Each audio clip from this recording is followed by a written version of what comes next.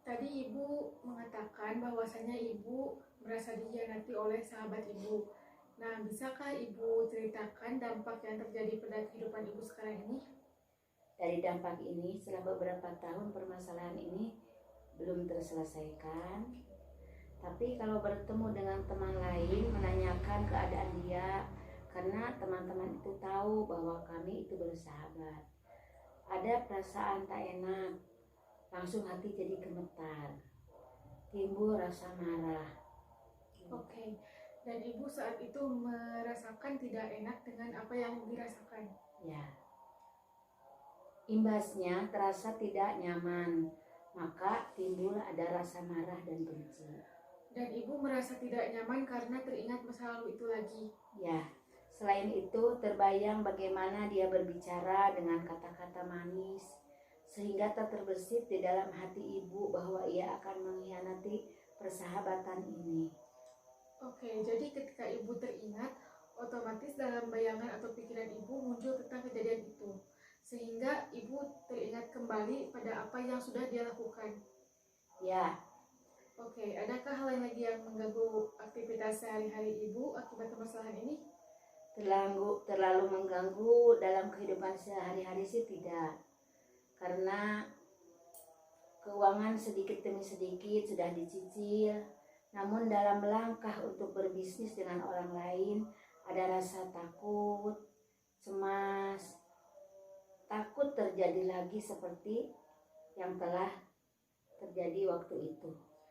Oke, jadi Ibu merasa sulit percaya pada orang lain akibat dari kejadian itu, dan Ibu juga menjadi cemas dan takut kejadian itu akan terulang lagi. Ya,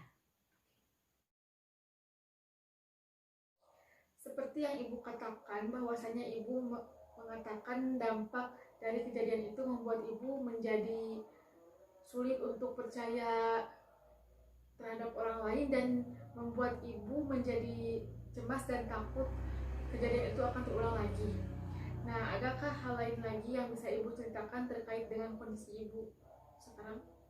paling sering kondisi saya merasa marah, benci, karena dengan rasa marah itu kita perlu berhati-hati, memilih teman dan mengadakan kerjasama dengan orang lain, baik dengan saudara maupun dengan teman, agar kita dapat berhati-hati agar tidak terulang kembali.